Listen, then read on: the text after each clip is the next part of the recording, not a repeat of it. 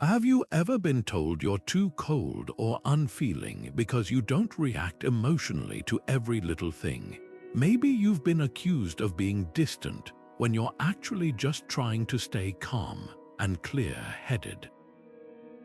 It's a common misunderstanding, one that paints emotional detachment as a flaw, a lack of warmth, or even a refusal to care.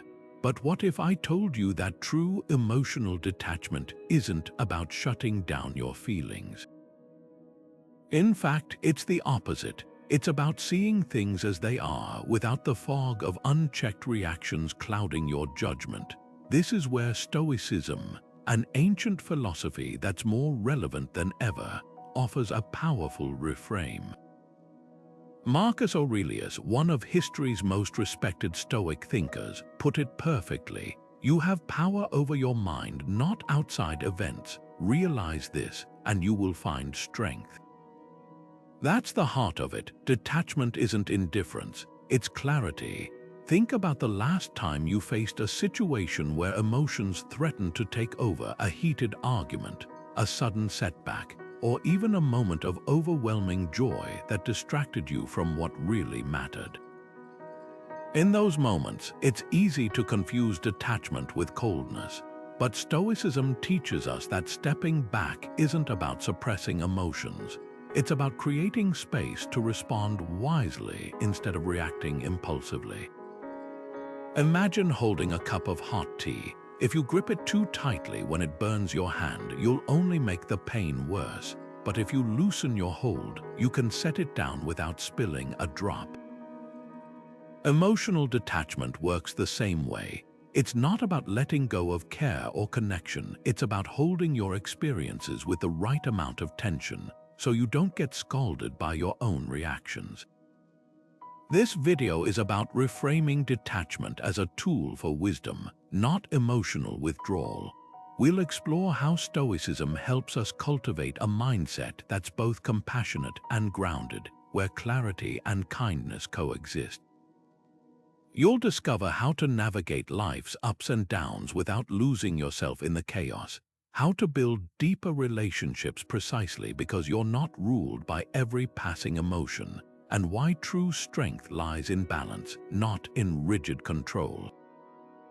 This isn't about becoming unfeeling. It's about becoming free to choose how you engage with the world, free to respond instead of react, and free to care deeply without being consumed by what you can't control.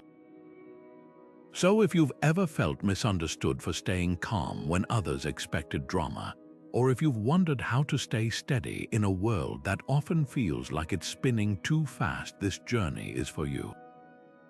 Let's begin. So what exactly does emotional detachment look like through a Stoic lens?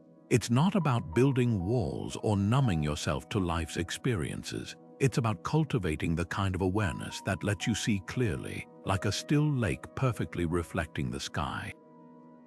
The Stoics called this apathy, a term often misunderstood as apathy, but in truth, it's far from indifference. Think of it instead as a mindful pause, a way to observe your emotions without being swept away by them. Epictetus, the former slave-turned-philosopher, put it bluntly: it's not what happens to you, but how you react to it that matters.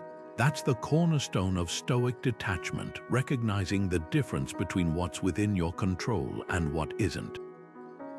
Your thoughts, your choices, your actions, those are yours to command.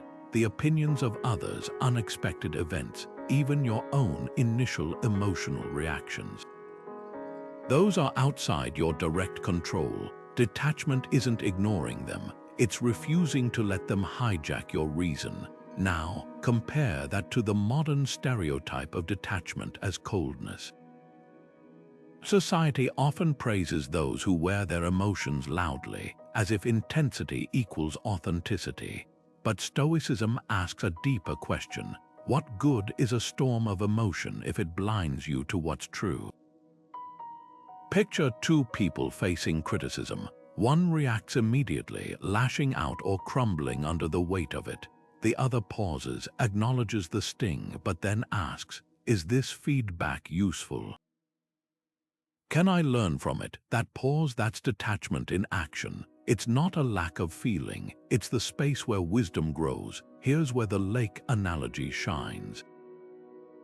When the water is churned by wind, the reflection is distorted. You can't see the trees or the sky as they truly are. But when the surface is calm, reality appears with clarity. Your mind works the same way. Emotional turbulence, whether it's anger, grief, or even excessive excitement, can warp your perception. Detachment is the practice of letting the waters settle so you can respond from a place of understanding, not reflex. This is why the Stoics didn't advocate for suppressing emotions. They taught us to meet them with curiosity, to ask, what is this feeling trying to tell me? And then decide how or whether to act on it. That's the power of detachment, not less emotion, but better relationship with emotion. It's the difference between being ruled by your heart and being guided by it. The Stoic dichotomy of control is the bedrock of emotional detachment, not as a withdrawal from life, but as a sharper way to engage with it. Imagine standing in the middle of a bustling city street. The noise, the crowds, the unpredictable movements, none of it's within your power to change. But your decision to focus on your breath, to step aside instead of colliding with someone, or even to appreciate the energy around you.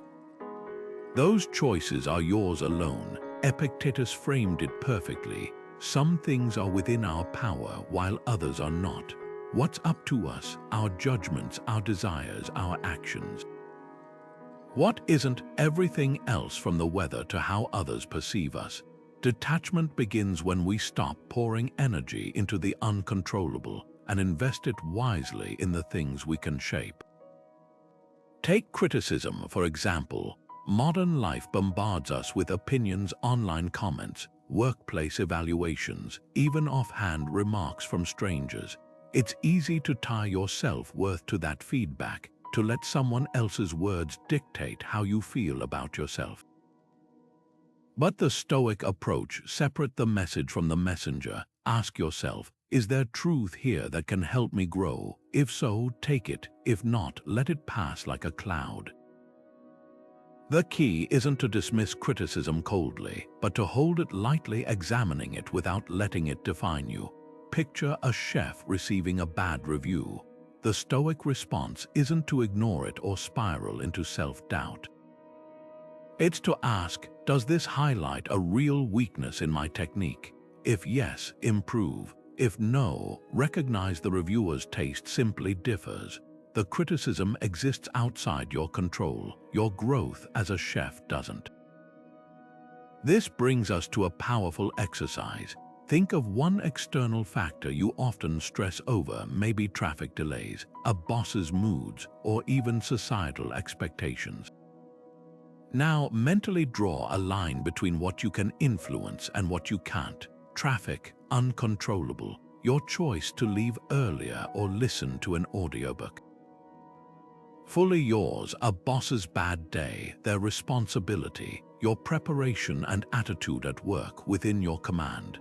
This mental division isn't about giving up, it's about redirecting your energy where it matters. The more you practice this, the more you'll notice a quiet shift, less frustration over what you can't change, and more empowerment in what you can. Detachment in this light isn't a lack of engagement. It's the art of engaging wisely, like a gardener who knows the difference between nurturing a plant and raging against the weather. There's a crucial distinction between detachment and indifference, one that's often blurred but makes all the difference in how we navigate life. Stoic detachment isn't about checking out or shutting down. It's about showing up with eyes wide open. Seneca, the philosopher whose letters overflowed with warmth even as he faced exile and tragedy, put it this way: wherever there is a human being, there is an opportunity for kindness. That's the Stoic paradox. True detachment fuels compassion, not coldness. It's the difference between a surgeon who calmly operates to save a life and someone who looks away from suffering because it's easier. Both might appear composed, but one is engaged with precision while the other is simply absent. Consider Cato the Younger, a Roman statesman whose life embodied this balance. When Rome teetered toward tyranny, Cato didn't rage or despair, he acted. He spoke truth to power, not with reckless emotion, but with unwavering principle. He cared deeply about justice, yet his actions were measured, his mind clear. Historians describe how he could debate fiercely in the Senate, then return home to play with his children, fully present in both roles. That's detachment in its highest form, passion channeled through reason, not muted by it. Now contrast that with apathy. Apathy is a shrug, a withdrawal. It's the voice that says, "Why bother?" Stoicism rejects that entirely. Think of a gardener who neglects their plants, claiming detachment from whether they live or die. That's not wisdom, it's surrender. The Stoic gardener, though, understands storms will come, pests will invade, they can't control that, but they can tend the soil, water wisely, and adapt when needed. Their calm isn't indifference, it's focus. Here's where Seneca's letters shine. Writing to a grieving friend, he didn't dismiss the pain with a cold, "Get over it." Instead, he sat with them in their sorrow, acknowledging its weight, then gently reminded them that loss is part of life, and resilience is the work of living. That's the line. Detachment acknowledges reality without being crushed by it, while indifference avoids reality altogether. So ask yourself, when have you mistaken detachment for not caring?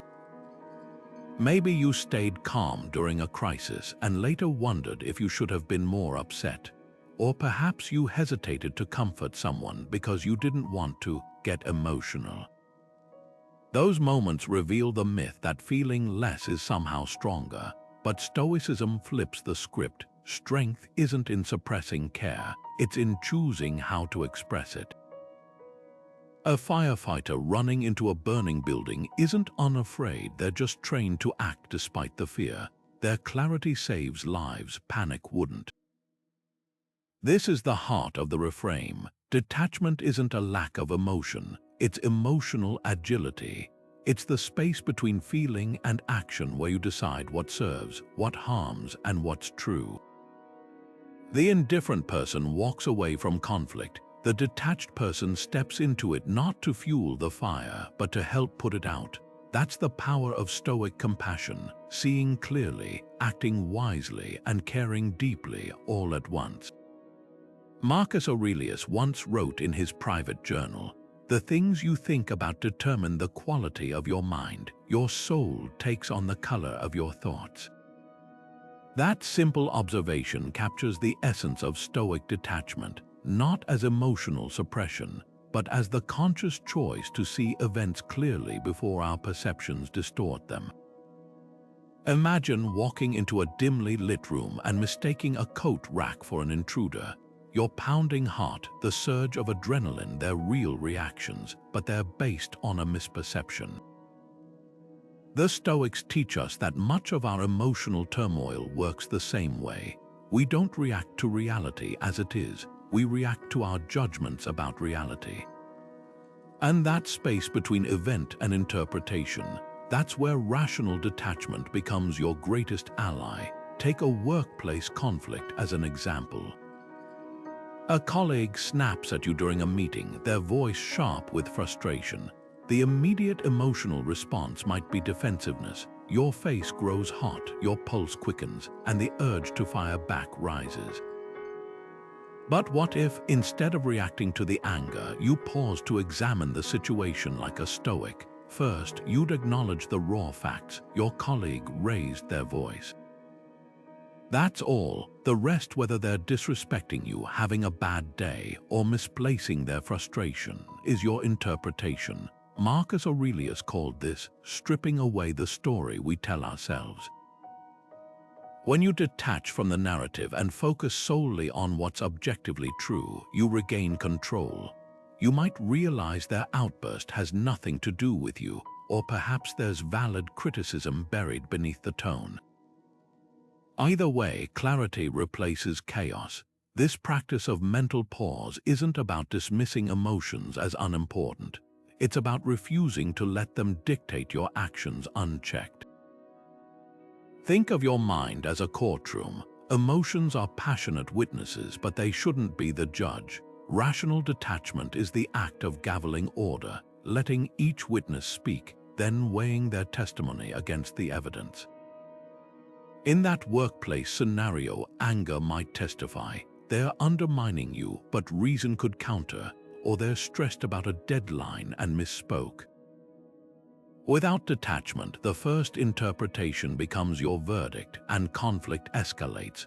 With it, you gain the freedom to choose the most constructive response. The power here lies in recognizing that our judgments are like lenses. They color everything we see. Two people can experience the same event and walk away with entirely different stories. One views a rainstorm as ruined plans, another sees it as a chance to read by the window. The rain hasn't changed, the perception has. Stoic detachment trains us to clean those lenses regularly, to question our automatic interpretations before they harden into reactions. So how do we cultivate this in daily life? Start small. Next time you feel a surge of emotion, whether irritation in traffic or hurt over a thoughtless comment, create a mental checkpoint. Ask, what exactly happened? What am I assuming about why it happened? Is there another way to see this? That moment of detachment isn't coldness. It's the wisdom to respond rather than react. Like a chess player contemplating their next move, you're not ignoring the board, you're studying it. And in that space, you'll find something remarkable: the freedom to choose who you want to be in every situation, rather than being chosen for you by unchecked emotions. Emotional resilience is the quiet strength behind Stoic detachment, not a denial of what we feel, but the ability to hold those feelings without being broken by them. Seneca's On Anger paints this brilliantly, comparing emotions to waves. We can't stop them from rising, but we can learn to navigate them without capsizing. He writes, the best remedy for anger is delay, not silence, not suppression, just space. That pause between feeling and action is where resilience grows. Picture a tree in a storm. Its branches bend, leaves may tear, but its roots keep it standing. The tree doesn't resist the wind, it adapts to it. That's the heart of resilience, flexibility without fracture. I learned this the hard way when I lost someone close to me years ago. At first, I wore my grief like armor, believing that if I just stayed busy enough, I wouldn't have to feel it. But grief doesn't work that way. It wasn't until I allowed myself to sit with the sadness, to acknowledge it without letting it drown me, that I began to heal. Stoicism didn't teach me to avoid the pain. It taught me to carry it differently. Like a traveler with a heavy pack, I learned to adjust the weight, to rest when needed, and to keep moving forward. That's the nuance of resilience. It's not about arriving at some emotionless state, but about developing the endurance to feel deeply without losing your way. Now imagine applying this to your own toughest moments. How might resilience reshape them? Think of a time when frustration or disappointment threatened to derail you. What if, instead of fighting the emotion or letting it consume you, you met it with curiosity? Anger might signal a boundary being crossed. Sadness could point to something or someone you deeply value. Even envy can reveal unmet aspirations. Resilience isn't about silencing these messengers. It's about listening to them without letting them hijack your compass. Seneca's wisdom here is practical. He suggests treating emotions like guests. Acknowledge them, learn from them, but don't let them overstay their welcome. When anger knocks, you might say, I see you, tell me what you need me to know. Then, once the message is delivered, you choose whether to act on it or let it pass. This is the Stoic art of emotional alchemy, transforming raw feelings into fuel for growth. Consider the alternative. unchecked emotions dictating your life. Without resilience, a single setback can feel like a landslide, a criticism like a condemnation. But with it, you become like a blacksmith tempering steel. Heat and pressure don't destroy the metal, they strengthen it. That's the gift of Stoic detachment, not a cold absence of feeling, but a steady flame that burns clear and bright, even in the wind. One of the biggest misconceptions about Stoicism is that it turns people into unfeeling robots, cold, calculating, and utterly detached from the richness of human emotion. Nothing could be further from the truth. The Stoics never advocated for erasing feelings. They taught us how to navigate them with wisdom. Musonius Rufus, a teacher whose lectures drew crowds in ancient Rome, put it plainly: we should not try to extinguish natural emotions, but rather to overcome the unnatural ones. Notice the distinction. He didn't say suppress joy or ignore grief. He invited us to recognize which emotions serve us and which hold us hostage. Take grief as an example. When someone we love passes away, the Stoic response isn't to pretend we're unaffected. It's to honor the loss fully, to feel the ache, to miss their presence, while refusing to let sorrow distort our ability to live well in their absence. Contrast that with a reactive outburst, like screaming at a barrister for a wrong order. Both involve emotion, but one is a natural response to love, while the other is a knee-jerk reaction to inconvenience. The Stoics didn't reject tears, they rejected tantrums. Nowhere is this balance clearer than in parenting. Imagine a toddler throwing a tantrum in a grocery store. The emotionally reactive parent might yell back, escalating the chaos. The indifferent parent might ignore the child entirely, creating a different kind of harm. But the Stoic parent, they take a deep breath, kneel to eye level, and say calmly, "I see you're upset. Let's figure this out." That patience isn't a lack of love, it's love in action. It's the understanding that emotions are signals, not steering wheels. The child's frustration is real, but the parent's role isn't to mirror it, it's to guide through it. This is the heart of the Stoic approach. Emotions aren't enemies to defeat, but messengers to decipher. Anger can signal injustice. Fear can highlight what we value. Even envy can point us toward unmet aspirations. The problem isn't feeling these things, it's letting them hijack our choices. Think of a ship's captain in a storm. The wind and waves aren't evil, they're simply forces to navigate. The captain who panics or ignores the storm sinks the ship. The one who acknowledges the storm's power while steadying the helm. That's Stoic detachment in motion, not denying the storm, but refusing to let it dictate the course. So the next time someone calls you cold for staying calm in a crisis, remember, Stoicism isn't about feeling less. It's about choosing how to act on those feelings with clarity and care. The Stoics wept at funerals, laughed with friends, and stood firm in their convictions, not despite their emotions, but with a mastery that allowed those emotions to inform rather than overwhelm.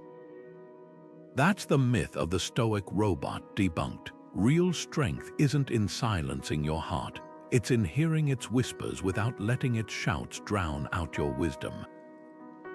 Compassionate detachment might sound like a contradiction. How can stepping back emotionally actually bring us closer to others? The Stoics had a profound answer. When we detach from our own ego, we create space to truly see and serve those around us.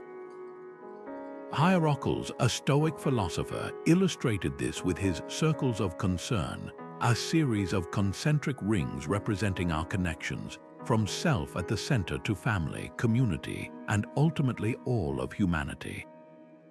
His radical idea: we should constantly work to draw those outer circles inward, expanding our care while loosening our obsession with personal stakes.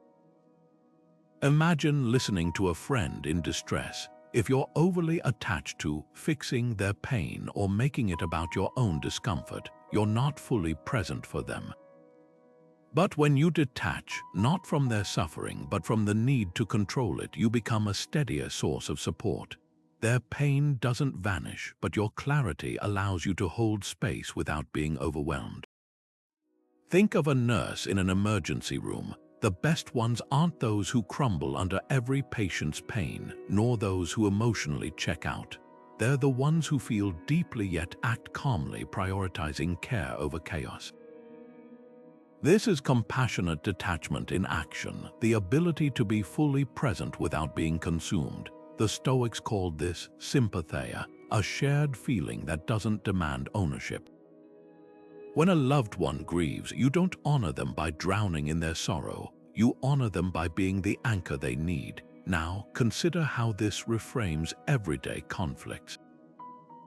Ever had an argument where you were so focused on winning that you stopped hearing the other person? Ego turns disagreements into battles, but detachment transforms them into conversations. Picture two people debating politics. The attached reaction is to take differing views as personal attacks, escalating tension. The detached approach: help me understand why you see it that way. Suddenly, it's not about defending your position, it's about expanding your perspective. This brings us to hierarchical circles in practice.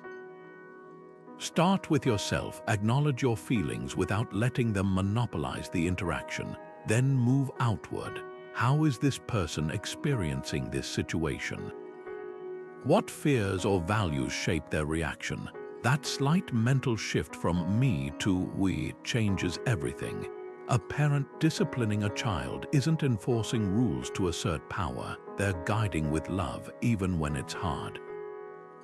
A leader giving feedback isn't criticizing to belittle, they're investing in growth. Detachment removes the noise of ego, leaving only the signal of connection. So here's a challenge. Where in your life could detachment actually deepen your relationships? Maybe it's pausing before reacting when a partner forgets an errand, not to suppress annoyance, but to ask, is this worth disrupting our peace? Or perhaps it's hearing a coworker's critique without immediately assuming malice. Compassionate detachment isn't a wall, it's a bridge. It's the realization that the less we're tangled in our own emotional vines, the more freely we can reach others. And in that space where ego steps aside, empathy flourishes. Consider the last time you truly tasted your food, not just ate it, but experienced the textures, the flavors, the simple act of nourishment. No phone in hand, no TV blaring in the background, just you and the meal. That's present moment awareness in its purest form, and it's where Stoic detachment meets mindfulness. Marcus Aurelius wrote, "Confine yourself to the present, not as a call to ignore the past or future, but to recognize that this moment right here, right now, is the only space where life actually happens."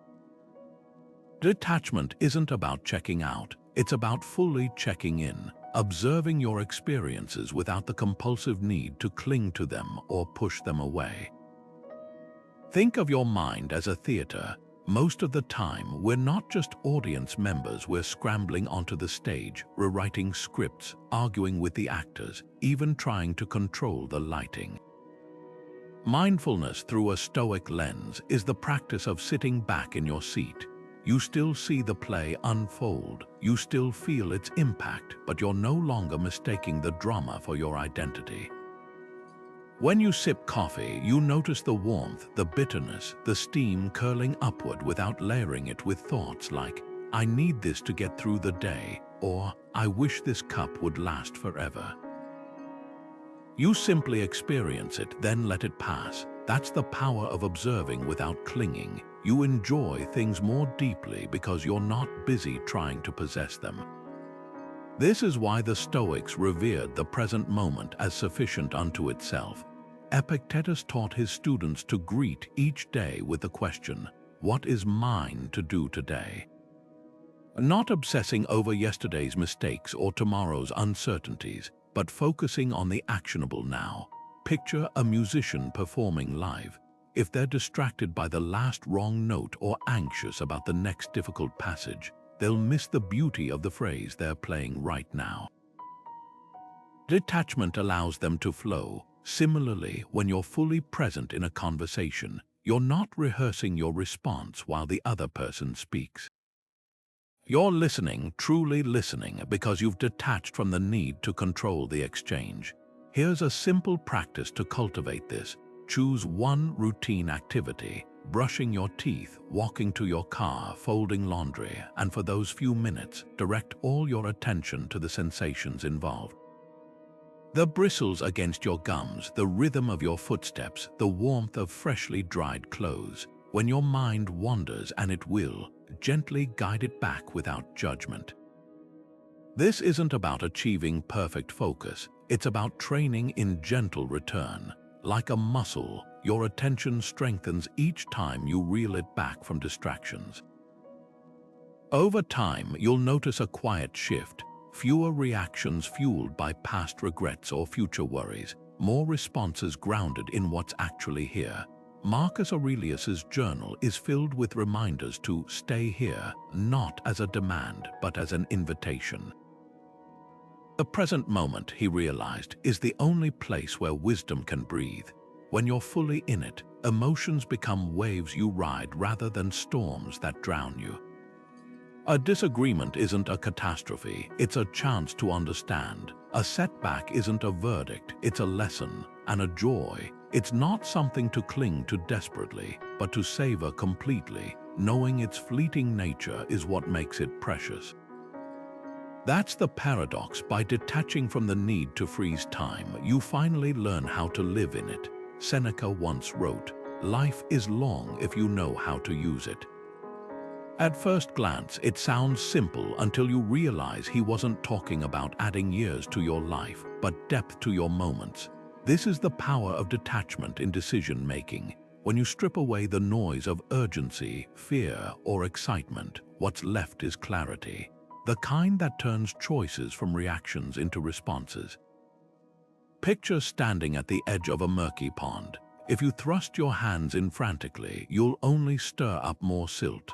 But if you wait patiently, the water settles and suddenly you can see the bottom. That's how detachment works in our decisions. It's not about avoiding commitment, it's about seeing clearly before you act. Take financial choices, for instance. The market crashes and panic spreads like wildfire. Headlines scream doom, friends liquidate their portfolios, and fear whispers, "Sell everything before it's too late." On the flip side, when stocks soar, greed creeps in. Just one more investment, think of the profits. Both extremes cloud judgment, but the detached investor, they're the one who pauses to ask, what's actually changed about the value of these companies? They separate the signal from the noise, the fundamentals from the frenzy. This isn't indifference, it's the discipline to act based on facts, not feelings. Seneca's insight about time applies here, too. Every impulsive decision steals time you could have spent making a thoughtful one. Now, imagine applying this lens to a decision you've regretted. Maybe you said yes to a job out of desperation, or ended a relationship in anger. What if you'd stepped back not to avoid the choice, but to see it in full light? Detachment doesn't remove emotion from the equation. It gives you the space to ask, is this fear talking or wisdom? Am I chasing validation or solving a real problem? That pause, the one between stimulus and response, is where better choices are born. Here's the surprising truth. Detachment often looks like patience, but it feels like power. When you're not jerked around by every passing emotion, you become the author of your decisions, not just a character in them. So next time you face a crossroads, try this Stoic exercise. Picture yourself a year from now, looking back. What choice would the calmest, clearest version of you make today? That's not cold calculation, it's the warmth of knowing you're steering your life, not being dragged by it. Acceptance often gets mistaken for passivity, as if saying yes to life's twists means giving up. But Stoicism flips that notion on its head. Think of Epictetus's concept of amor fati, the love of fate. It's not about resigning yourself to circumstances. It's about embracing them as raw material to build something better. Imagine your favorite hiking trail is suddenly closed. The passive response is to grumble and turn back. The Stoic response, to scan the map for a new route, one that might reveal a hidden waterfall or a view you'd have otherwise missed. Acceptance isn't surrender, it's strategic realignment, working with reality instead of exhausting yourself fighting it. Consider how this plays out in everyday setbacks. A job offer falls through, and the instinct is to spiral into self-doubt or blame. But amor fati asks a different question. What does this free me to pursue? Maybe it's the nudge to start that business you've been delaying, or to explore a field that aligns more closely with your values. History's full of these pivot points. When Beethoven realized his hearing was fading, he didn't abandon music. He composed some of his most revolutionary works by feeling vibrations through the piano. His acceptance of deafness wasn't defeat, it was the catalyst for reinvention. Here's where the Stoic mindset shines. It treats obstacles as information. A cancelled flight isn't just an inconvenience. It's a chance to catch up on reading or strike up a conversation with a stranger. A disagreement with a friend isn't merely conflict. It's an invitation to practice patience or clarify boundaries. Amor fati transforms "why is this happening to me?" into "what can I do with this?" That shift doesn't erase the sting of disappointment, but it does reframe it as the first step toward something new. So here's a challenge. Think of a recent letdown, maybe a failed project, a missed opportunity, or even a rainy weekend that ruined your plans. Instead of dwelling on what went wrong, ask, where's the hidden pivot point here? Could that extra time indoors have given you space to rest or brainstorm? Did the rejection steer you toward a path that fits you better? This isn't about toxic positivity pretending everything's fine when it's not. It's about recognizing that within every setback lies a choice, to resist and resent or to adapt and advance. Amor fati isn't passive acceptance, it's active collaboration with life, and in that collaboration you'll find a resilience that's anything but cold. Marcus Aurelius once observed, "The weight of resentment is heavier than any chains." Think about that for a moment. How much energy do we waste carrying old grudges, replaying arguments in our heads, or clinging to injustices that no longer serve us? Resentment isn't just an emotional burden, it's a distraction, a thief of present-moment peace. The Stoic art of letting go isn't about excusing wrongdoing or pretending hurt never happened. It's about refusing to let the past occupy more space in your mind than it deserves. Picture a hiker dragging a sack of rocks up a mountain. Every grievance, every "they wronged me," is another stone weighing them down. Detachment is the moment they realize, I can set this down, I don't have to carry it to the summit. History offers a striking example in Nelson Mandela. After 27 years in prison, he emerged not with bitterness but with a commitment to reconciliation.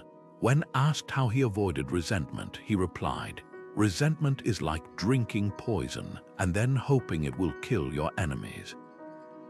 That's Stoic wisdom in action. Mandela didn't forget the past, he simply refused to let it dictate his future.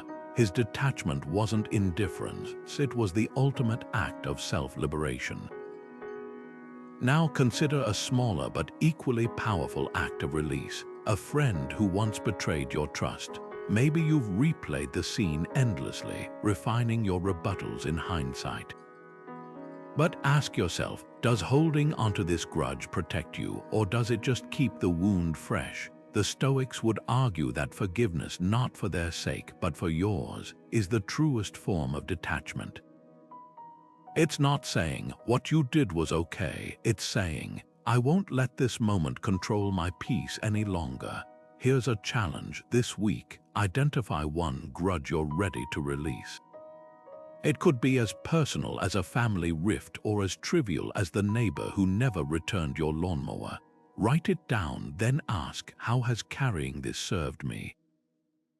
What space would open up if I set it aside? You don't need a dramatic confrontation or even an apology. Sometimes letting go is as quiet as deciding, I'm no longer renting space in my mind to this. That's the art of Stoic detachment, not coldness, but the courage to lighten your load so you can walk forward unburdened. There's a fine line between calm authority and cold authoritarianism, one that defines great leadership. Seneca captured this perfectly when he wrote, "A ruler should rule themselves first." That's the essence of Stoic detachment in leadership, not distancing yourself from your team, but mastering your own reactions so you can guide others with clarity. Picture a manager facing a heated dispute between team members. The authoritarian response, shutting down the conflict with a blunt, "because I said so," leaving resentment simmering. The detached leader, though, doesn't avoid the tension. They step into it with steady presence. They might say, "Let's slow this down. What's the real issue here?" By refusing to take sides or feed the drama, they create space for solutions to emerge. This is where Seneca's idea of leading by example comes alive. A leader who remains composed under pressure isn't being unfeeling. They're modeling how to navigate storms without capsizing. Think of a ship's captain in rough seas. If they panic, the crew follows suit. But if they acknowledge the danger while keeping their hands steady on the wheel, the crew focuses on solutions, not fear. Detachment here isn't about suppressing concern, it's about channeling it into purposeful action. Now, imagine a workplace where deadlines are missed and fingers start pointing. The detached leader doesn't add fuel by blaming or taking criticism personally. Instead, they ask, what can we learn from this? That shift from who messed up to how do we fix this changes the entire energy of the room. It's not about avoiding accountability. It's about redirecting energy from fault-finding to problem-solving. Teams thrive under this kind of leadership because they trust that challenges will be met with reason, not reactivity. So if you're in a position of leadership, whether you're managing a company, a classroom, or even a family, ask yourself, how does detachment serve those who rely on me? It might mean pausing before responding to a frustrated employee's email, giving yourself time to craft a reply that addresses the concern without escalating emotions. Or it could look like admitting you don't have all the answers, creating space for collaboration instead of clinging to the illusion of control. The best leaders aren't those who never feel uncertainty or irritation. They're the ones who don't let those feelings dictate their actions. That's the power of leading from a place of detachment. It doesn't weaken your authority, it deepens it, because people follow calm far more willingly than they follow chaos. Epictetus offered a profound yet simple guideline for relationships: love as mortal beings. At first glance, it sounds almost bleak, until you realize it's the key to loving fully without suffocating what you cherish. This is the delicate dance between attachment and detachment, holding close without clutching, caring deeply without demanding control. Picture a parent teaching their child to ride a bike. Gripping the handlebars too tightly stifles the child's ability to balance. Letting go completely risks a fall. But the wise parent runs alongside, offering steady guidance while allowing just enough freedom to learn.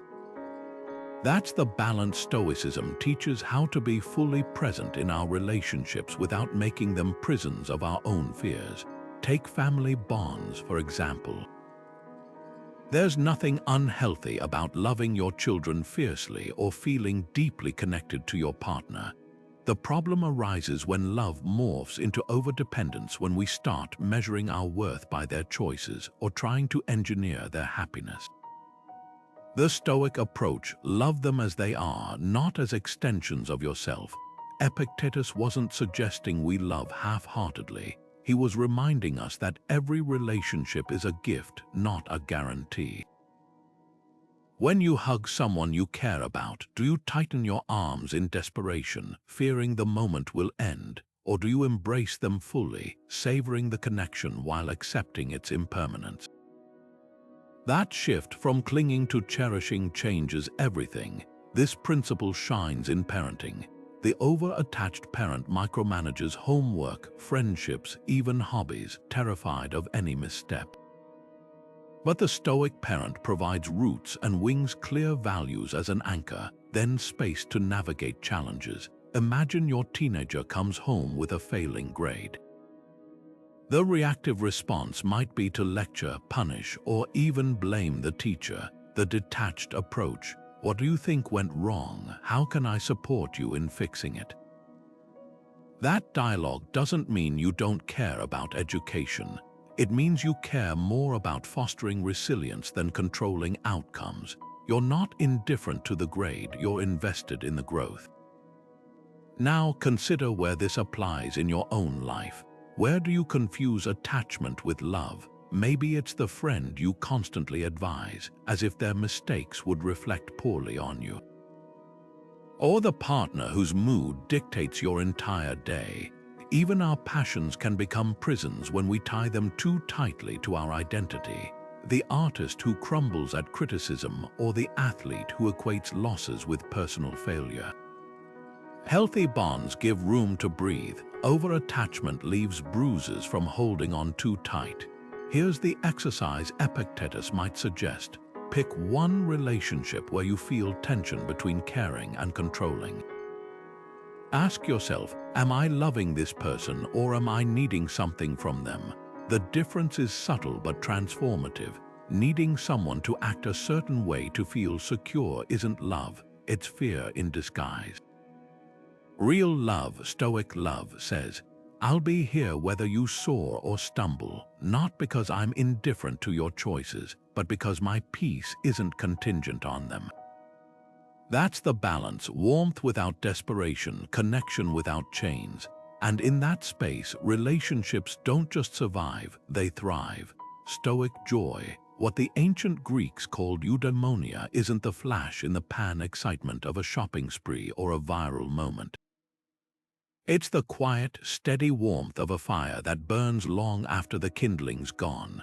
Seneca put it beautifully: true joy is a serious matter. Not somber, not joyless, but rooted in something deeper than fleeting pleasure. He wrote, "The happy life is one in harmony with its own nature, and that harmony comes from recognizing what's truly ours to hold." Think of it like this: chasing external highs, whether it's praise, purchases, or perfect outcomes, is like drinking salt water. The more you consume, the thirstier you become, but joy that springs from inner alignment, that's a well that never runs dry. Detachment is the bridge to this kind of contentment. When we stop clinging to things that were never ours to keep, other people's opinions, unpredictable circumstances, even our own changing emotions, we make space for something far more durable. Picture two people at a concert. One is frantic, recording every moment on their phone, desperate to capture the experience. The other stands with eyes closed, feeling the music vibrate in their chest. Who's truly present? Who'll carry that memory not as pixels on a screen, but as a lived sensation? Stoic joy lives in that second person's awareness, the ability to fully inhabit an experience without trying to possess it. This is why the Stoics drew such a sharp line between pleasure and fulfillment. Pleasure is reactive, a spike of dopamine when you win a game or eat dessert. Fulfillment is proactive, the deep satisfaction of acting with integrity, whether anyone applauds or not. Marcus Aurelius woke up each morning reminding himself, "You'll meet people today who are rude, selfish, ungrateful. But I've seen the beauty of goodness, and nothing they do can change my peace." That's not indifference, it's an unshakable inner compass. His joy didn't depend on others behaving well, it came from his own commitment to virtue. Here's where journaling becomes a powerful tool. Try this: each evening, write down 3 moments that gave you contentment, not the temporary highs but the subtle, sustainable ones. Maybe it was the focus you felt while fixing a leaky faucet, the calm of watching clouds drift, or the quiet pride of keeping your patience in a frustrating conversation. Over time, you'll notice patterns. True joy often hides in plain sight, in agency, in presence, in small acts of alignment with your values, the things you can always return to, no matter what life throws your way. That's the gift of Stoic detachment, not less joy, but joy that's yours to keep. Marcus Aurelius faced invasions, betrayals, and plagues during his reign, yet his private writings reveal a man who saw adversity not as a curse, but as raw material for growth. His famous line, "The obstacle is the way," wasn't just poetic optimism, it was a battle-tested strategy for resilience. Imagine losing your job unexpectedly. The initial blow lands hard: fear of bills, bruised pride, maybe even shame. But the Stoic approach asks a radical question. What if this isn't an ending but a pivot point? History's full of these transformations. When J.K. Rowling was unemployed and struggling as a single mother, those quiet hours in Edinburgh cafes became the incubation period for Harry Potter. The obstacle, poverty and obscurity, became the very soil where her creativity took root. This reframe works because it shifts focus from what's been lost to what's now possible. A job loss might reveal skills you'd overlooked in the daily grind, or push you toward a passion project you'd always postponed. One of my friends, laid off from a corporate marketing role, used the sudden free time to launch a pottery business, something she'd loved but never considered viable. 2 years later, she's teaching workshops and selling pieces online. The setback didn't just change her career, it reconnected her with a joy she'd buried under practicality. That's the alchemy of "the obstacle is the way." It transforms roadblocks into stepping stones by asking not, "Why me?" but "What now?" Now think of your own life. What challenge feels like a brick wall today? Maybe it's a strained relationship, a health scare, or financial pressure. The Stoic exercise here is simple but profound. Write down 3 ways this difficulty could be redirecting you. A failing business might teach resourcefulness no MBA could. A broken trust could reveal boundaries you need to set. Even grief, as searing as it is, can carve out depths of compassion you'll later offer others. This isn't about denying pain, it's about refusing to let pain have the final word. Consider how athletes use resistance training. The weights aren't there to crush them, they're tools to build strength. Adversity works the same way. Every time you meet a challenge with curiosity instead of defeat, you're not just solving a problem, you're upgrading your capacity to handle the next one. Marcus Aurelius didn't journal about his hardships to complain. He did it to remind himself, "This is the gym for my character."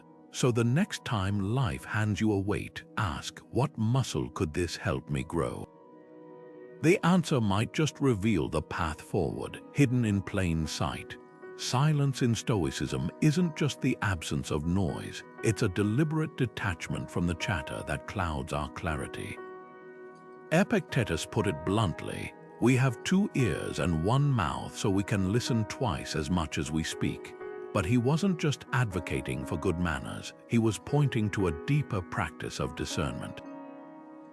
Think about how much of daily conversation is reactive gossip about coworkers, complaints about traffic, or heated debates over trivial things. The Stoics called this unnecessary speech, and they saw it as a leak of energy, a distraction from what truly merits our attention. Picture a colleague who thrives on office drama, pulling you aside to dissect someone's mistake. The easy path is to indulge, to add fuel to the fire. But the Stoic response to pause and ask, does this conversation serve anyone's growth or is it just noise? This isn't about becoming a recluse or bottling up genuine expression. It's about recognizing that every word carries weight not just for others but for your own peace. Imagine two painters sharing a studio. One constantly critiques the other's work, filling the air with opinions.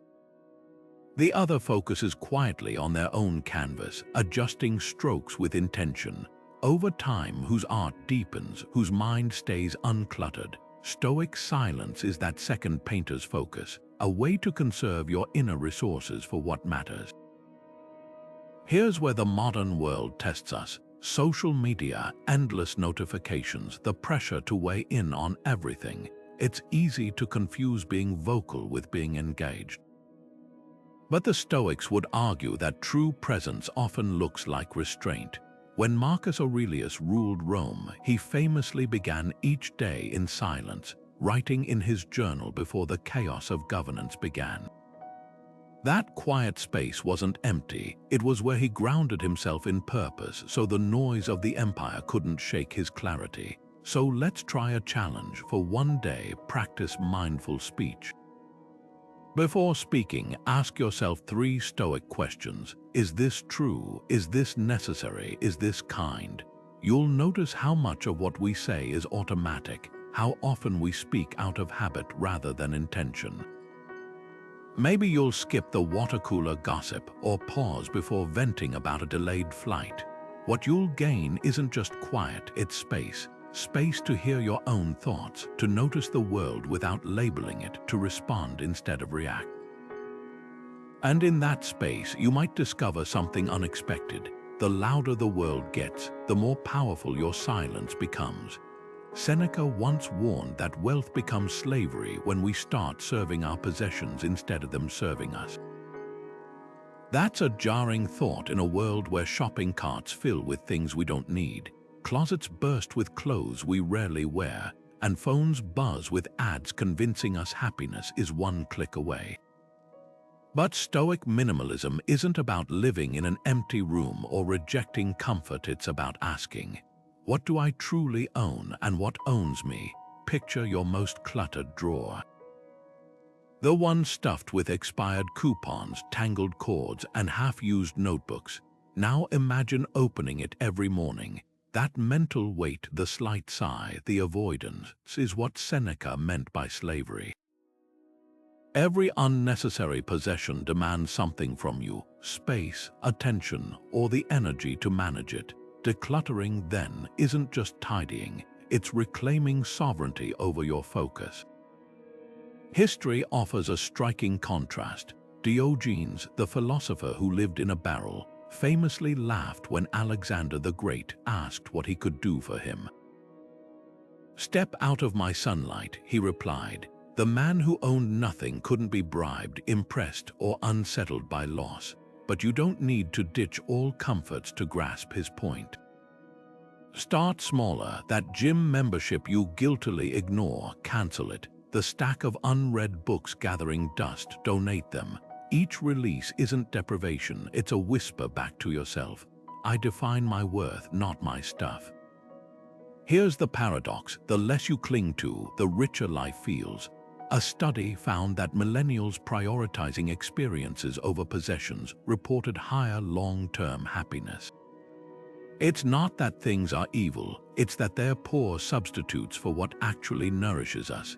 Think of a child on Christmas morning. The box often brings more joy than the toy inside. Why? Because wonder thrives in simplicity. The Stoics knew this. Marcus Aurelius, emperor of Rome, slept on a simple cot while ruling an empire. Not because he couldn't afford luxury, but because he refused to let comfort dull his edge. So here's your challenge. Walk through your home today and pick one item that feels heavy, not physically, but energetically. Maybe it's the expensive kitchen gadget you never use, the gift from an ex you keep out of guilt, or the outdated tech you're saving, just in case. Hold it and ask, does this serve my life or am I serving it? The answer might surprise you. letting go isn't loss, it's the first step toward a peculiar kind of freedom, where your peace isn't stored in objects but in the space between them. Seneca once complained about a problem that feels eerily modern: people constantly distracted, their attention fractured by endless stimuli. In his letters, he described friends who couldn't sit through a meal without checking messages, who flitted from one amusement to another without ever truly landing. Swap scrolls for screens and you'll recognize the same restless energy today. The Stoics called this distractio animi, the scattering of the soul, and their remedy wasn't rejection of technology, but mindful detachment from its grip. Think of your phone as a tool, like a hammer, useful when building something, but absurd to carry into every conversation, every quiet moment, even the bathroom. The issue isn't the device itself, it's the unconscious reflex to reach for it whenever thought arises, as if silence were a void to be filled rather than a space to be inhabited. Consider how often you've picked up your phone without intention, only to resurface minutes later wondering where the time went. It's not just wasted minutes, it's stolen depth. Every ping pulls you from the present, training your brain to crave the shallow over the substantial. Seneca warned, to be everywhere is to be nowhere. Scroll through social media while half listening to a friend, and you're not really with either. Watch a show while texting, and you'll retain neither the plot nor the conversation. This isn't multitasking, it's dilution. Like pouring fine wine into a thimble, no matter how rich the vintage, the vessel can't hold its fullness. Here's where Stoic detachment offers a counterintuitive solution, not total abstinence but deliberate boundaries. Start with a screen-free hour, not as punishment but as reclamation. The first few minutes might feel unnerving, like stepping off a moving walkway. You'll notice the itch to check notifications, the phantom buzz in your pocket. But sit with that discomfort. Watch how your mind, starved of easy stimuli, begins to engage differently. You might notice the way light filters through a window, or finally hear the melody of birdsong outside.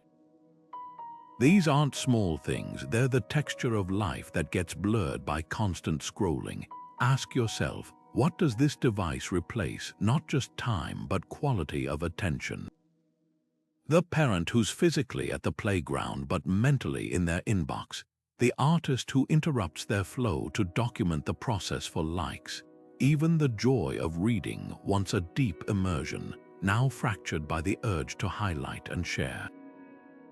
Tech isn't evil, but without detachment, it becomes the loudest voice in the room, drowning out quieter, richer frequencies. So tonight, try this. Charge your phone in another room.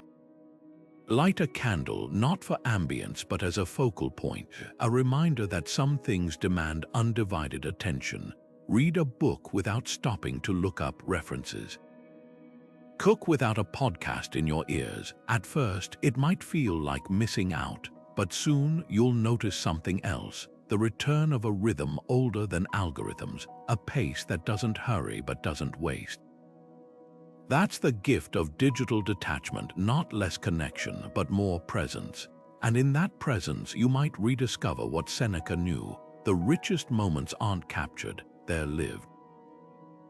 Fear has a way of shrinking our world, whispering worst-case scenarios until we start avoiding opportunities, conversations, even growth itself. Epictetus saw this trap clearly when he said, "He who fears death will never do anything worthy of a living man." But here's the twist: he wasn't dismissing fear as weakness. He was exposing it as a misdirected alarm system, one that often blares loudest when there's no real danger. Take public speaking, a fear so common it outranks death in some surveys. The racing heart, the dry mouth, the dread of judgment, it all feels life-threatening in the moment. Yet the microphone won't bite, the audience isn't armed, the real threat isn't the stage, it's the story we tell ourselves about it. What if I forget my lines? becomes "I'll humiliate myself," which morphs into "no one will ever respect me again." Detachment steps in to ask, is this fear protecting me or imprisoning me? Imagine two speakers backstage. One clutches their notes, muttering, "I can't do this," their mind looping through every possible failure. The other acknowledges the nerves. This feels uncomfortable, but it's not dangerous, then focuses on their purpose. "I have something valuable to share." Both feel the adrenaline, only one lets it fuel them instead of freeze them. That's the Stoic Reframe. Fear isn't the enemy. Unchecked amplification of fear is. The first speaker is like someone who hears a fire alarm and jumps out a window without checking for smoke. Now consider your own fears, not the rational ones, like avoiding a dark alley at night, but the irrational scripts that play on repeat. Maybe it's the fear of rejection that stops you from applying for a dream job, or the fear of awkwardness that keeps you from reaching out to an old friend. Epictetus called this fearing fear itself, and it's a habit we can unlearn. Start by dissecting the narrative. Ask, what's the actual worst-case scenario? How likely is it, and if it happens, could I handle it? A job rejection stings, but it won't erase your skills. An awkward reunion might last 5 minutes. Regret over never trying could last years. Here's the exercise. Pick one irrational fear that's been dictating your choices. Write down the catastrophic story it tells, then fact-check it like a journalist. If you fear public speaking, what's the evidence that stumbling means disaster? Have you ever judged someone else for a minor slip? Most audiences root for speakers. They're too busy thinking about lunch to dissect your pauses. This isn't about dismissing fear, it's about downgrading it from a tyrant to an advisor. Fear might say, "This feels risky." Detachment replies, "Let's assess the risk with clear eyes." The Stoics knew that courage isn't the absence of fear, it's the judgment that something else matters more. When you detach from the exaggerated stories fear spins, you reclaim the power to act despite the tremor in your hands. That's the secret. Fear loses its grip when you stop mistaking its volume for truth. The next time anxiety whispers, "What if you fail?" try answering with a question of your own. What if I don't let the what-ifs write the whole story? Gratitude might seem like the opposite of detachment after all. Isn't it about appreciating what you have rather than letting go? But the Stoics saw it differently. To them, gratitude wasn't just a feel-good exercise. It was a deliberate practice of shifting focus from what's lacking to what's already present, loosening the grip of endless wanting. Marcus Aurelius began each day with a simple ritual, reminding himself of the people and opportunities he'd encounter, not as entitlements but as gifts. He'd write, "When you arise in the morning, think of what a precious privilege it is to be alive, to breathe, to think, to enjoy, to love." That's the essence of Stoic gratitude. It's not about ignoring life's hardships, but about refusing to let desire for more obscure the value of what's already here. Think of how often we postpone happiness until some future condition is met. "I'll be content when I get the promotion," or "Life will be better once I lose those 10 pounds. Gratitude disrupts that cycle by anchoring us in the present. Picture two gardeners. One obsesses over the single rose that hasn't bloomed, while the other marvels at the vibrant colors of the dozens already in full display. Both see the same garden, but one is weighed down by lack, the other lifted by appreciation. That's the power of gratitude as detachment. It doesn't erase ambition or goals, but it does free you from the illusion that happiness lies exclusively in the next achievement. Here's where small wins become revolutionary. The barista remembers your coffee order. Your dog greets you with unfiltered excitement. The sunset paints the sky in hues you didn't expect. These aren't just pleasant moments, they're opportunities to practice a radical shift in attention. The Stoics called this living in accordance with nature, not chasing after what's extraordinary, but recognizing the extraordinary woven into the ordinary. When you train yourself to spot these details, something unexpected happens. The constant itch for more begins to fade. You start to realize that contentment isn't a destination, it's a way of seeing. Try this tonight before bed. List 3 specific things that didn't have to go right today, but did. Maybe it's the fact that your commute was smoother than usual, or that a stranger held the door for you when your hands were full. The key is specificity, not just "I'm grateful for my family," but "I'm grateful for how my daughter laughed at breakfast this morning." This practice isn't about manufacturing positivity, it's about recalibrating your focus.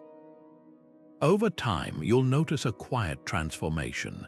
The things you once took for granted start to feel like small miracles, and the things you thought you needed lose their grip on your peace.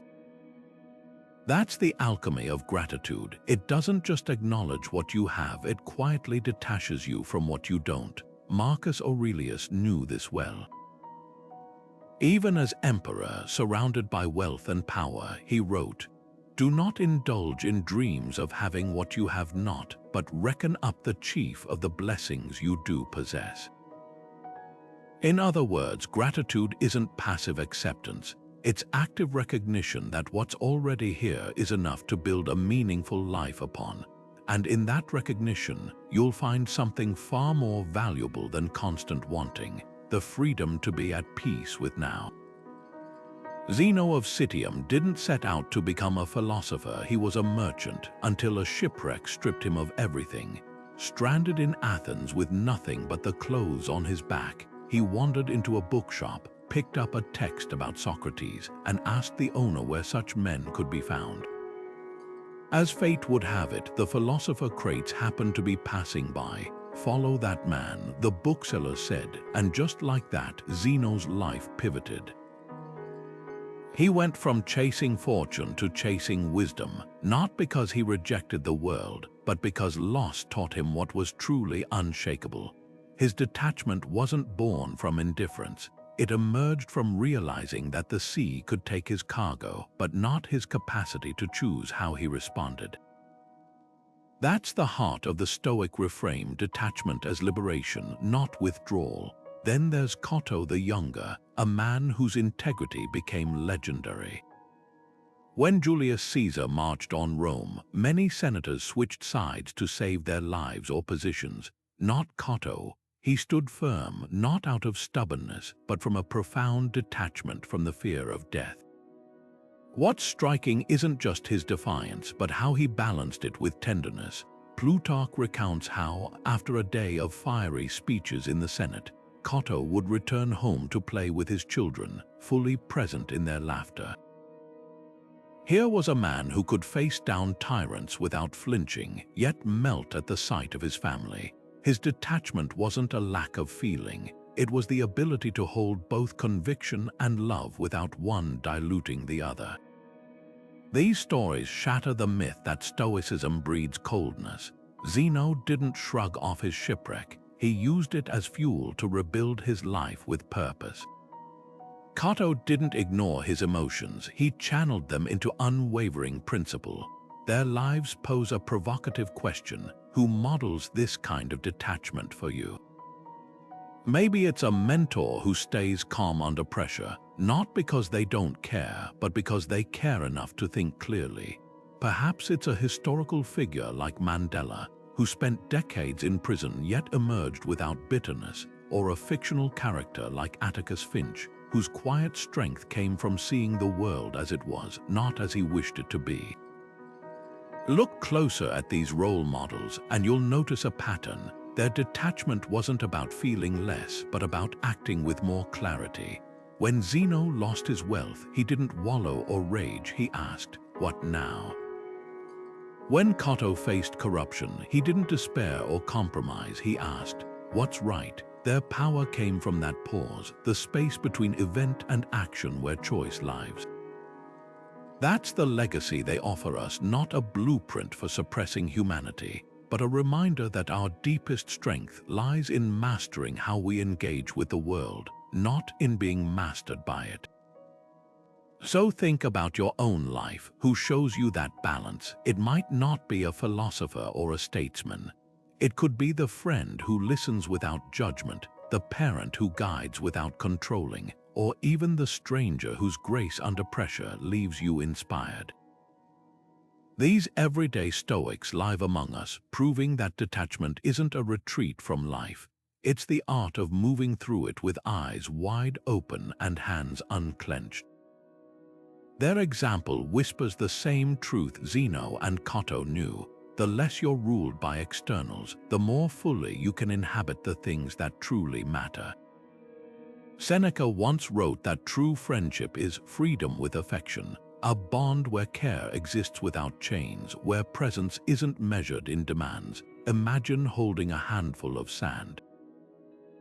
Clench your fist tightly and it slips through your fingers. Open your palm and it rests there, grains intact. Love works the same way. The more we try to possess people, to control their choices, monitor their movements, or mold them to our expectations, the more we drain the relationship of its vitality.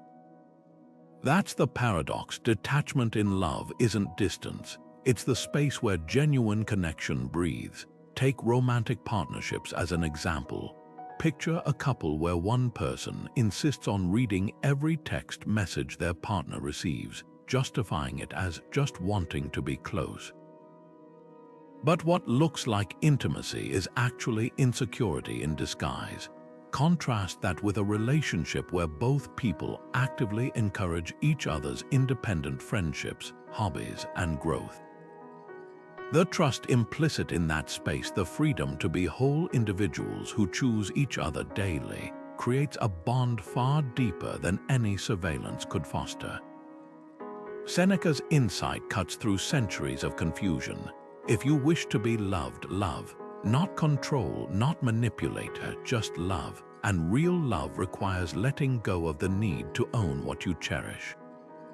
Now consider boundaries. Healthy ones aren't walls. They're the fences that make good neighbors and better partners. A friend of mine once described her Sunday solitude ritual with her husband. One afternoon a week, each does something alone. He hikes, she paints, and they reunite for dinner with stories to share. At first, she worried this might create distance. Instead, it became the rhythm that kept their connection fresh. They weren't avoiding each other. They were cultivating selves worth coming home to. That's the subtle art of loving detachment, understanding that absence isn't neglect, but the soil where appreciation grows. So where could this reframe deepen your own relationships? Maybe it's releasing the need to fix a struggling friend, instead offering patience as they find their own way.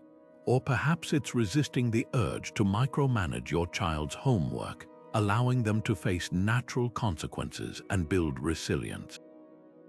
Even in parenting, the healthiest love prepares children not to need us to launch them, not cling to them. The Stoics weren't suggesting we love half-heartedly.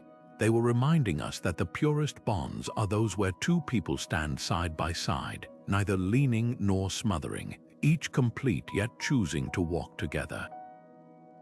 That's the freedom Seneca praised, not freedom from care, but freedom within it. Love with open hands, and you'll find it doesn't vanish, it flourishes. Criticism lands like a stone in still water. The initial splash is unavoidable, but the ripples are yours to control. Epictetus, who endured slavery before becoming one of history's wisest teachers, offered a radical lens for feedback. If someone criticizes you, recognize that they're expressing their opinion, not defining your reality. That distinction between external noise and internal truth is the heart of Stoic detachment when facing judgment. Imagine scrolling through comments on something you've poured your soul into, a video, an article, a piece of art. One person writes, "This is shallow nonsense." Your stomach tightens, but here's the pivot. Before reacting, ask, is this person's assessment a fact or a feeling? And even if it stings, does it hold a seed of usefulness? Take the example of an author receiving a scathing review.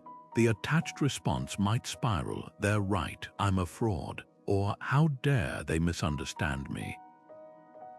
But the detached approach, to treat the review like weather, you wouldn't argue with rain for falling, you'd grab an umbrella or wait for the sun. Similarly, criticism is data, not destiny. A chef doesn't quit because one diner dislikes the soup. They consider whether the feedback reflects a broader taste or a single palate. The Stoic move isn't to dismiss critique, but to hold it at arm's length, close enough to examine, far enough not to choke you. Now consider online negativity, where anonymity fuels cruelty. A content creator I admire shared a brilliant tactic. She keeps a swear jar for hateful comments, but instead of fines, she donates to charity for each one. Transforming malice into motivation, she literally profits from pettiness. This isn't just clever, it's deeply Stoic. By refusing to let trolls live rent-free in her mind, she practices what Epictetus preached. Any person capable of angering you becomes your master. Here's the challenge, one that will stretch your detachment muscles. Next time you receive criticism, even if it's delivered poorly, find one thing to thank the critic for. Not sarcastically, but sincerely. Maybe their harshness highlights a passion you share, even if their approach misses the mark. Perhaps their nitpicking reveals a detail you'd overlook. This isn't about surrendering your worth to others' opinions. It's about proving to yourself that feedback, no matter how poorly packaged, can't shake your core. A musician friend does this beautifully. After a concert where someone yelled, "Stick to your day job," he later reflected, "I'm grateful they cared enough to shout." And honestly, it reminded me to keep my day job, because art shouldn't pay my rent. It should feed my soul. That's the alchemy of detachment, turning leaden words into golden perspective. The Stoics knew that criticism only wounds when it finds an inner echo. If you secretly fear you're unskilled, a stranger's jab about your work will slice deep. But if you've examined your own flaws openly, if you've become your own kindest, toughest critic, outside voices lose their power to devastate. That's why Marcus Aurelius wrote his private journal, to confront his shortcomings before anyone else could. Detachment here isn't a shield against growth. It's the clarity to separate the useful stones from the thrown ones, keeping what builds you and letting the rest fall away. Marcus Aurelius kept a skull on his desk, not as a morbid obsession, but as a daily whisper, "Remember you must die." To modern ears, that sounds grim, like something carved on a Gothic tombstone. But the Stoics saw memento mori differently, not as a threat, but as the ultimate invitation to live. When Marcus wrote, "You could leave life right now," he wasn't dwelling on darkness. He was snapping himself awake to the raw, electric fact that time is the one currency we can't earn back.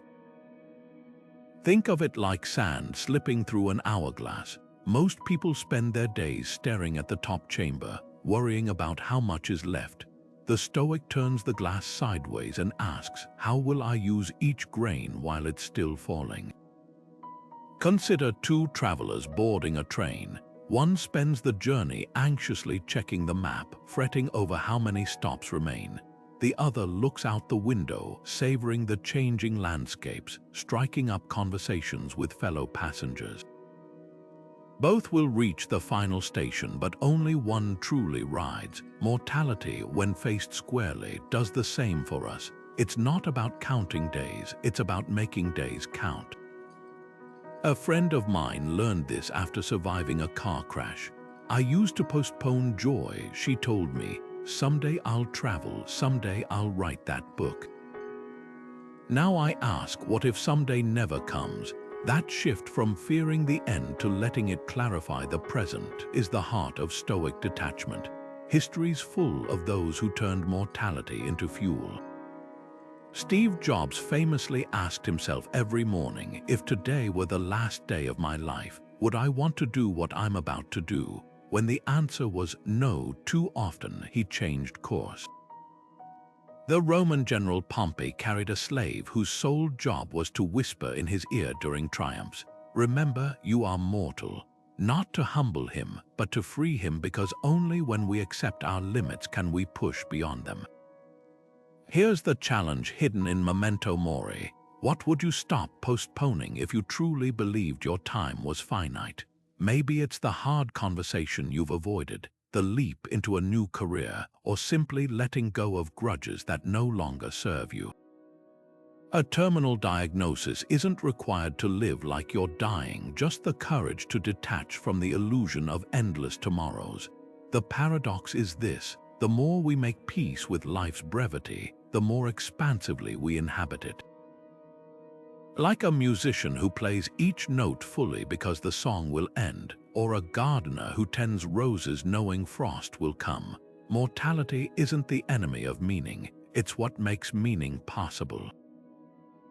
So tonight, as you drift toward sleep, ask yourself not how much time do I have, but what will I do with the time that's mine? The answer might just change how you wake up tomorrow.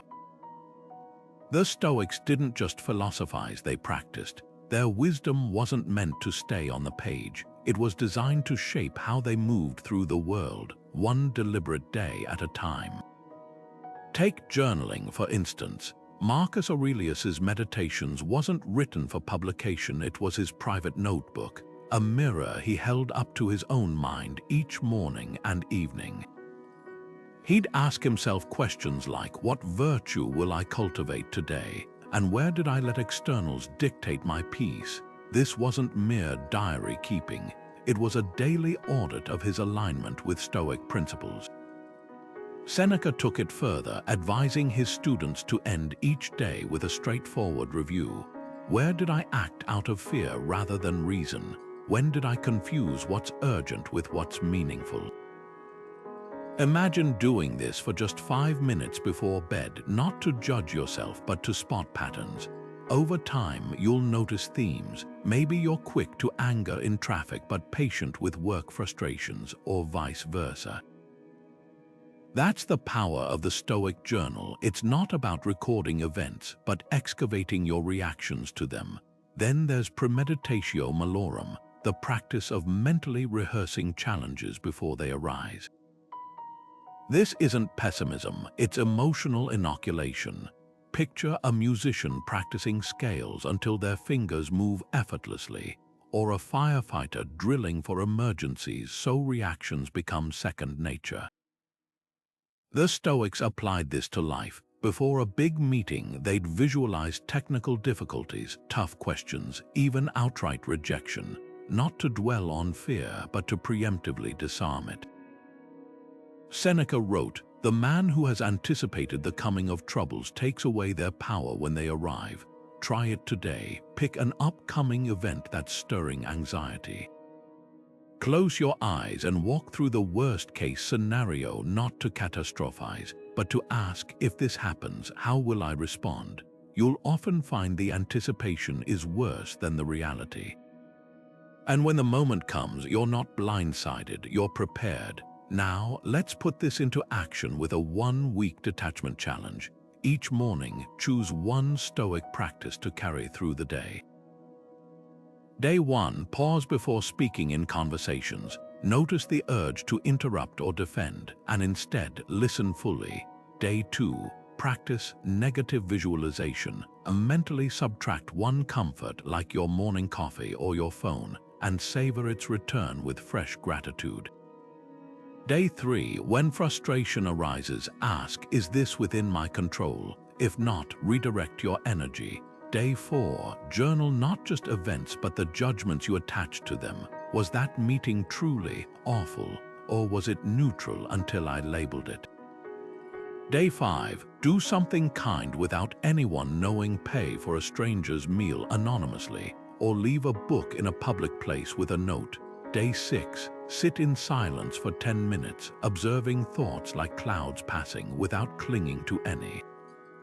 Day 7. Write a letter to yourself from the perspective of your wisest, most detached self. What would they urge you to release? This isn't about perfection, it's about presence. Seneca reminded us, every day, every hour, see that you act with purpose. The goal isn't to become emotionless, but to create enough space between stimulus and response that your choices reflect your values, not your reflexes. By week's end, you'll notice subtle shifts: less reactivity in traffic, more curiosity in disagreements, a quieter mind when plans unravel. That's the Stoic Reframe in motion. Detachment as the art of engagement, clarity as the foundation of compassion. The practices aren't an end, they're the tools that keep the path clear. Detachment, as the Stoics taught it, was never about building walls, it was about clearing the fog. Marcus Aurelius put it perfectly: the soul becomes dyed with the color of its thoughts. When we detach from the chaos of unchecked reactions, what's left isn't coldness, it's the warmth of clarity. Think of a winter morning where frost covers everything, and for a moment the world seems still. That's what Stoic detachment offers, not numbness, but a crystalline pause where we can see things and people as they truly are. Seneca called joy a serious matter, not because it was solemn, but because it was rooted in something deeper than fleeting highs. When we stop conflating attachment with care, we make room for a quieter, steadier kind of connection, one that doesn't smother or strain, but simply abides. Here's the beautiful paradox: the more we practice detachment, the more present we become. Like a gardener who tends to plants without yanking them to grow faster, or a listener who hears not just words but the spaces between them. This is the wisdom the Stoics handed down: that true warmth isn't measured in grand gestures or emotional theatrics, but in the space we create for others to unfold. Marcus wrote, "You have power over your mind, not outside events." That power isn't a weapon, it's a gift. It's the ability to meet a friend's pain without being swallowed by it, to celebrate a loved one's success without envy twisting the moment, to face conflict without letting ego hijack the conversation. So here's your invitation right now, in this moment. Pick one Stoic principle to live this week. Maybe it's the pause before reacting to a provocation, or the daily tally of 3 things you're grateful for without rushing to the next want. Perhaps it's the courage to ask, is this within my control? When frustration arises, whatever you choose, observe the shift, not just in your actions, but in the quality of your presence. The Stoics weren't offering a philosophy of suppression. They were handing us a toolkit for living more fully, more kindly, more awake. And the proof isn't in the words on a page, but in the quiet moments when you realize detachment didn't make you colder. It let you love with both eyes open. Now go practice, observe, and see what blooms.